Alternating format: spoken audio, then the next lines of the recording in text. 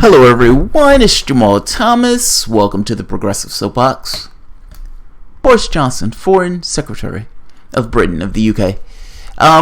Boris sometimes has the tendency to say things, the foot and mouth disease. But sometimes that foot and mouth disease is probably more honest than not. In one of these cases of more honest than not, Boris Johnson believes that he's in a meeting with like-minded people where he can be honest and open and just let his Boris Johnson fly.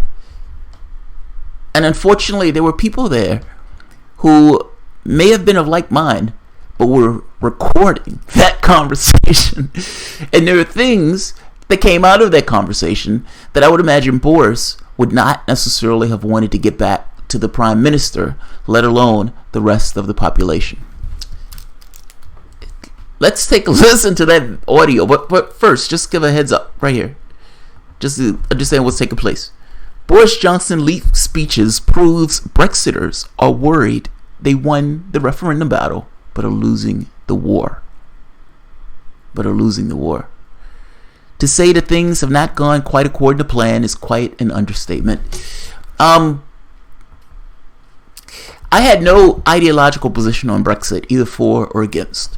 I do have a ideological position on a thing of referendums, meaning if you have an honest vote, and if it's a fair vote, the side that wins, get on with it. That's called democracy. That's literally direct democracy.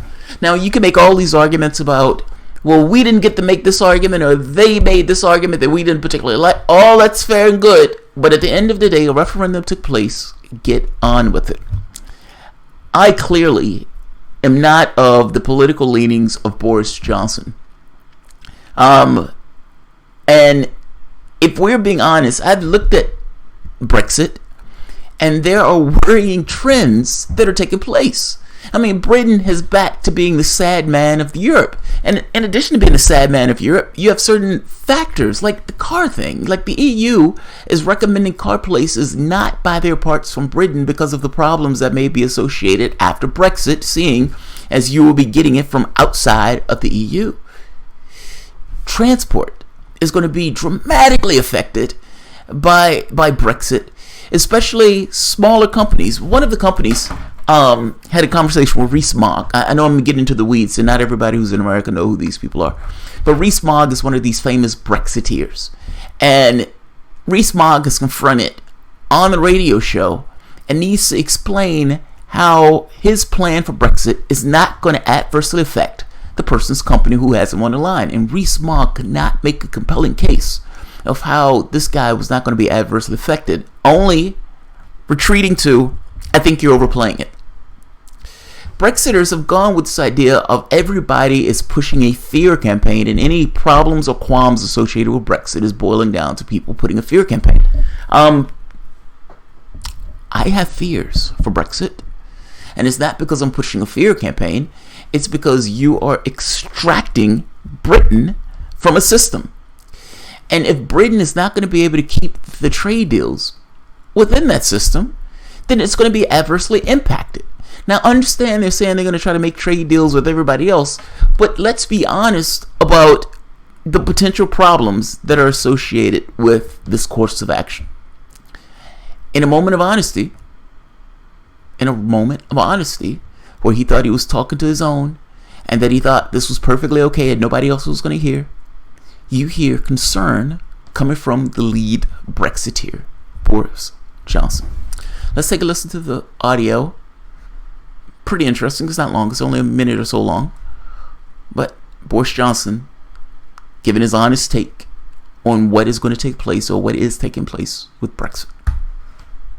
Do a Brexit that does as little change as possible, and that keeps us basically in the same orbit, but unable to talk to the people that we want to do. And that would be the worst of both worlds. Because what you do is you lose all that British influence in Brussels. You no longer, I'm away from the table. There's no Brit there anymore. There's no British in the European Court of Justice. There's no Brits in the European Parliament. What he's saying up to this point is not wrong, by the way. He's Boris.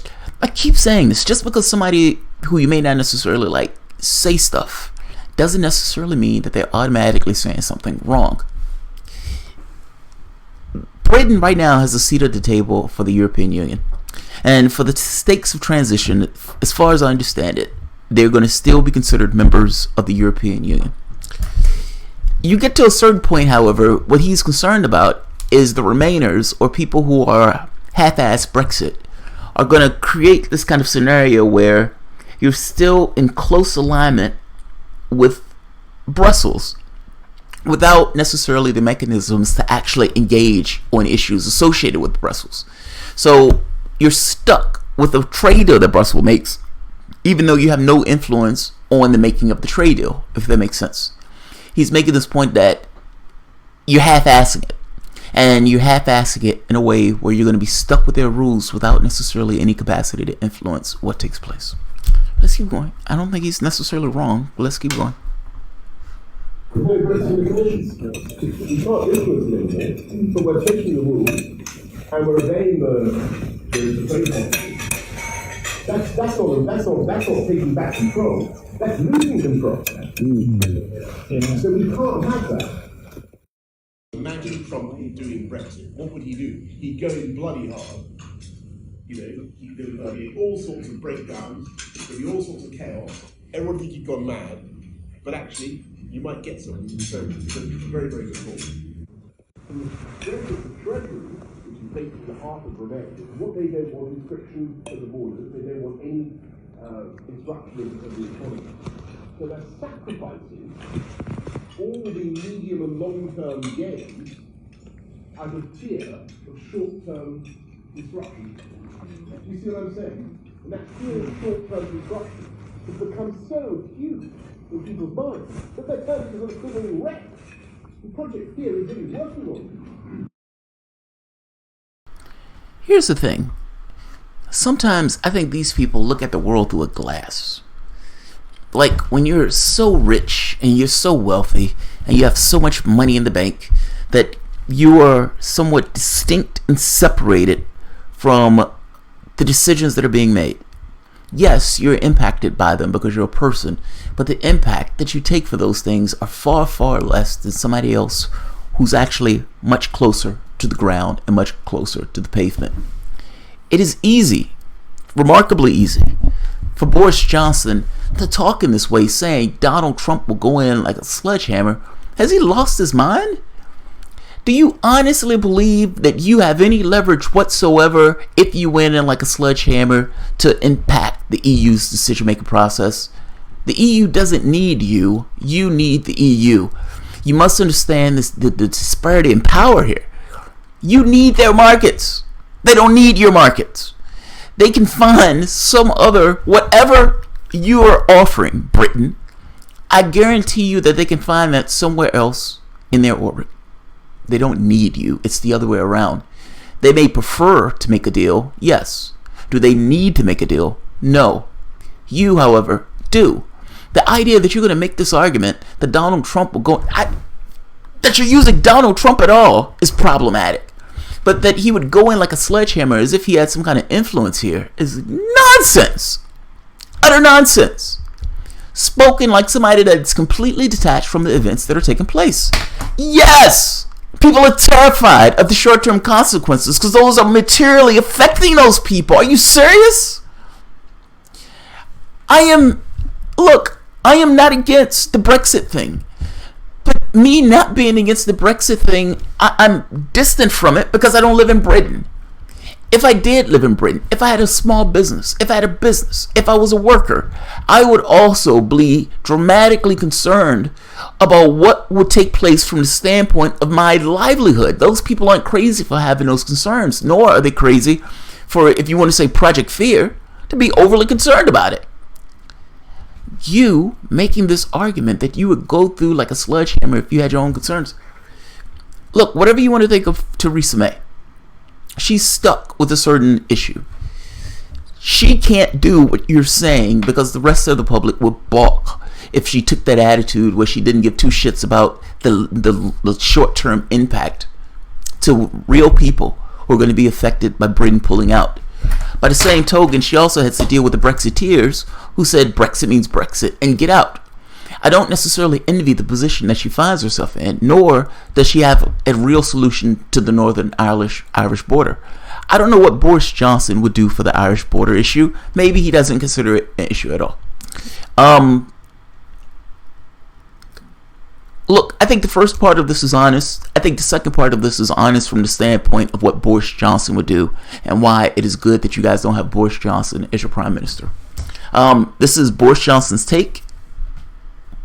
Theresa May one day said Boris will be Boris. I suspect that's somewhat true. This kind of foot and mouth disease, like what's his name, the one that was vice president for Obama.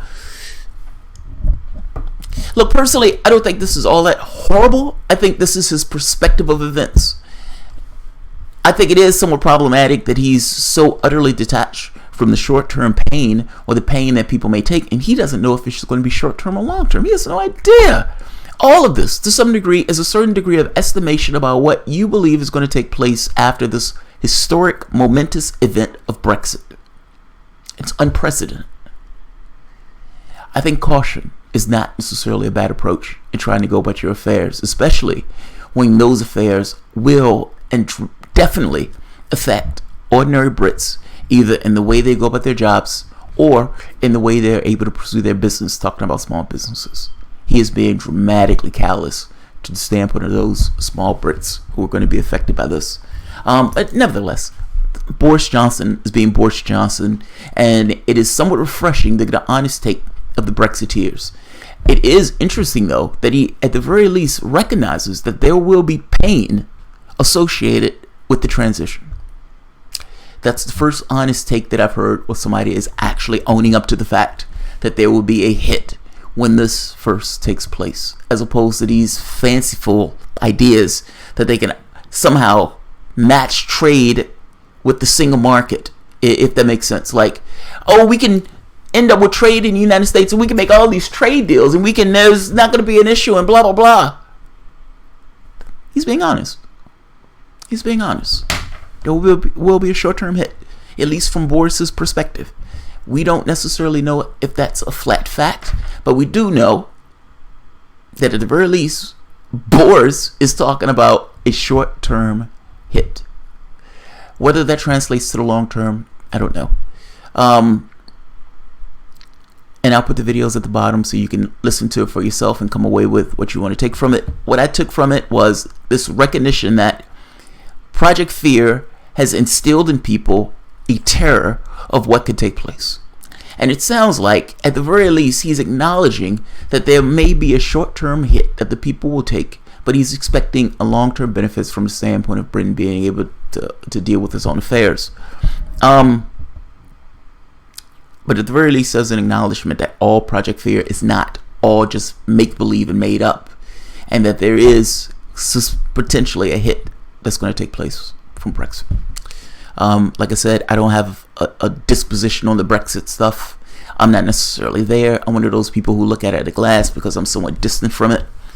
Leaders tend to make decisions, and they tend to be distant from the decisions that they make, only really feeling the consequences based upon the crowds or based upon the people who are affected by those things, meaning they feel those things in somewhat of an odd, indirect way. Boris is kind of doing that here. This kind of being above it all, saying, yes, people are going to take a hit. But the fact is, Boris himself is not going to take a hit. Boris is going to be perfectly okay. Theresa May is going to be perfectly okay. The people who are in the government itself, most of them being plutocrats, are going to be perfectly okay. The people who are going to take the hit and the people who are materially affected by it, I think, have a right and have concern, or should have concern, about what is going to take place with the craziness in the British government that's taking place right now. This falling apart of the British government. But also what's going to take place materially in their lives, in their business, in their companies, in their pay packets. They're not crazy for it. It's not just Project Fear. There is a basis in that fear. And it seems like Boris, at the very least, in this particular open mouth moment acknowledges it, even if he's being somewhat derisive of it. I'll leave it here. This one has went longer than I wanted, but Boris Johnson giving you his honest take. Thanks, guys.